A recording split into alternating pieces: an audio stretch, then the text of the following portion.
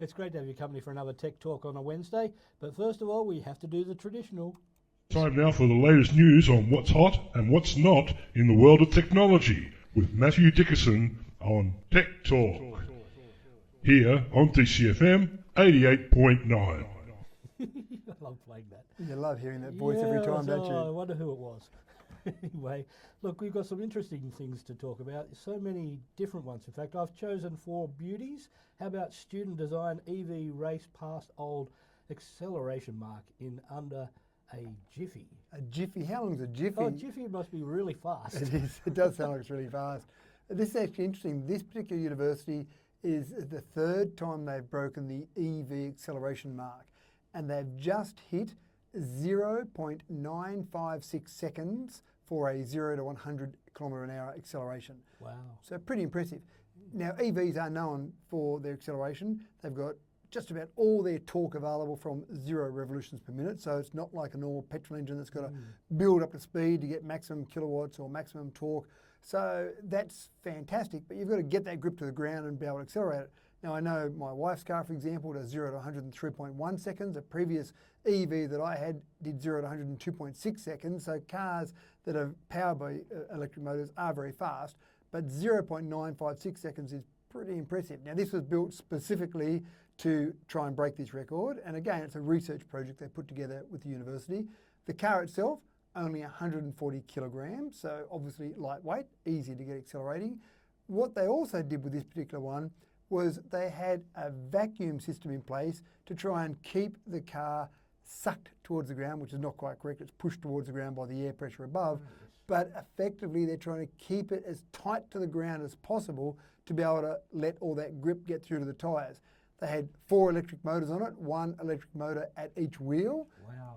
So again, are we going to see this out on the roads tomorrow? No, it wouldn't be practical to have a car that had this suction on a nice smooth track and such a lightweight car. Having said that though, they'll probably use this same sort of technology and use what they learn from these sort of experiments in production vehicles, because EVs are very quick at accelerating, and that's one of the great attributes of an EV. Yeah, I've always enjoyed watching the EV car races. I love the sound of the EV car races. And the thing that got me the first time I watched them... The light on the back. Well, the light on the back, but the thing that got me when I first watched them, I was sitting with my son watching them, and they've got a spot, not every race, but they've got a spot on the track on some races where you can run over that spot on the track, and then that will give you extra power for a certain amount of time. Might be 2 minutes, might be 3 minutes, that type of thing. And my son was there watching it going, this is just like a video game, Dad. It's just like in a video game you might run over a certain spot and get extra power. That's what was actually happening in the real races. So I do like those. And of course, that's where you can see some of these things. I like the idea of Formula E racing versus Formula One. I'd love to see those sort of races. Well, I think that's going to be more of the thing in the future for sure. Absolutely right. Alrighty, well, now what about this swipe right for safety as Australian issues ultimatum to dating apps? Well, the Albanese government has said there are too many examples of violence against people on dating apps. Now, when I say violence, not necessarily physical violence, but some type of sexual or violence on there. For example, you might have stalking, you might have harassment, you might have people that are really being made feel uncomfortable with their environment after using a dating app. So 75% of people that have used dating apps have experienced some form of that sort of sexual violence. And that's just too high. That just seems terrible. So the Albanese government has said to the various organisations that are running these dating apps, and I'm talking about things like Tinder, for example, here, they've said, you've got 9 months.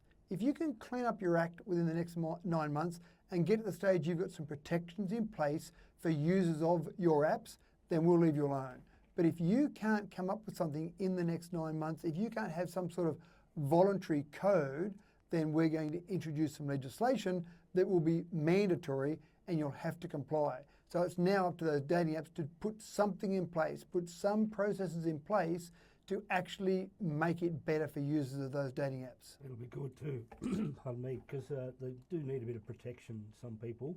Well, you expect if you're going to use an app for whatever purpose it might be, but any app, you expect to be able to use that in a safe way, not to suddenly have images sent to you that are inappropriate images or someone stalking you or harassing you. So it seems fair and reasonable, But again, at the moment, obviously that's not happening. No, well, let's hope they can get that right. Yeah, definitely.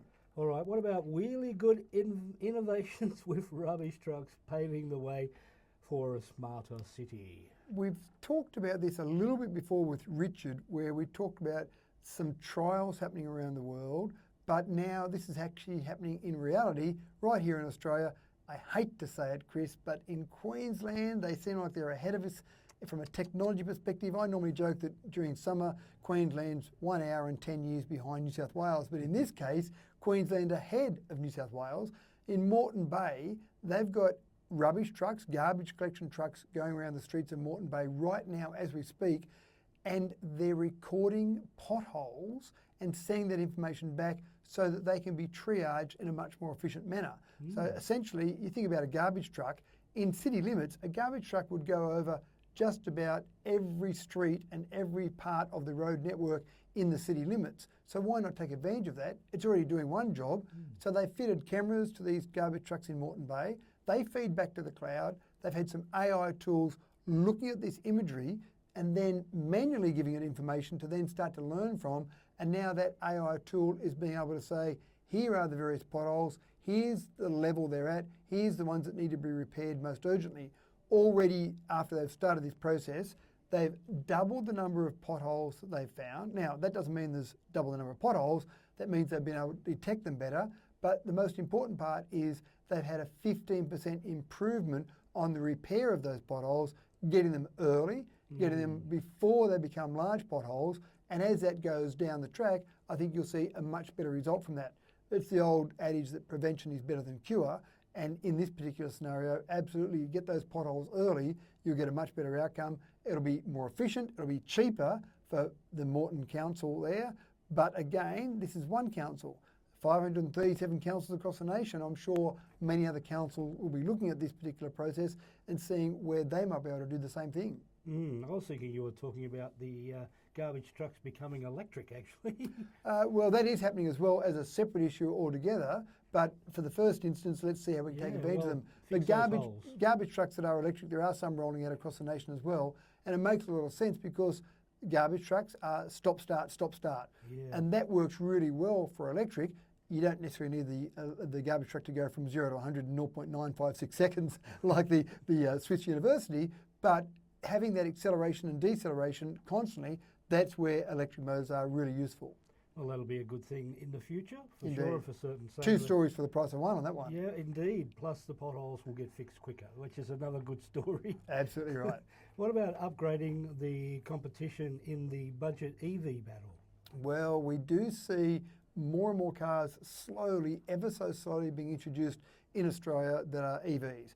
And even though the data is showing that you might buy an EV that's, say, $20,000 dearer than the equivalent petrol car, it's cheaper for you to own that, even though for many people they balk at that initial purchase price.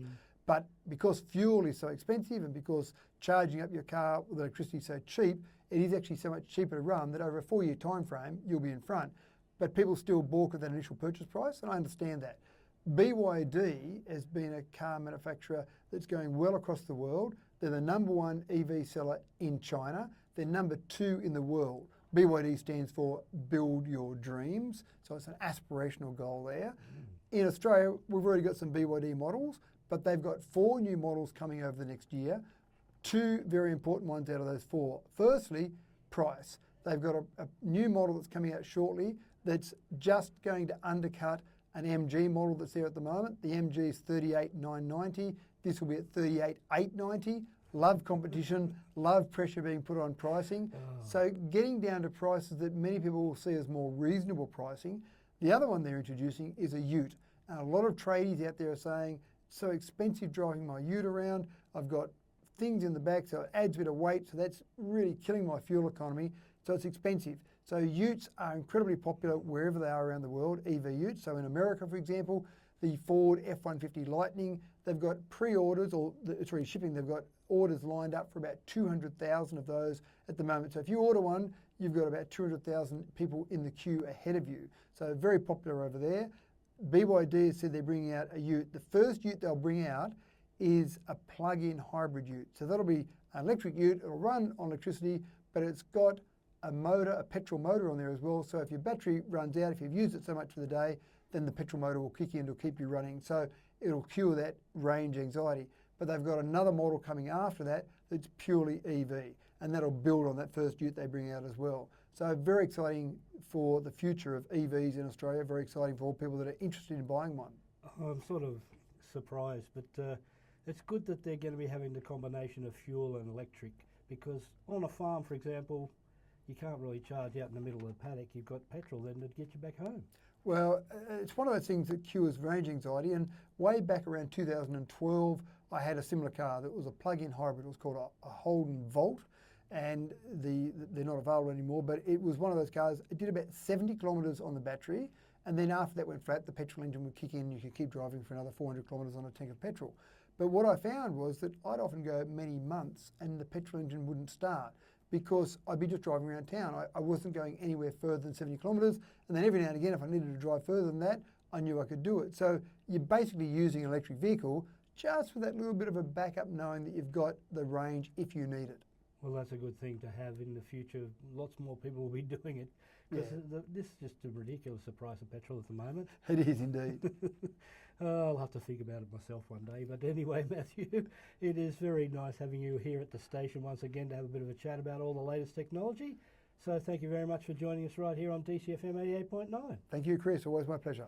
Okay, well, we'll have you back next week. How about that? Oh, great. Thanks. All right, we'll be back into some more music right after this. Hang around.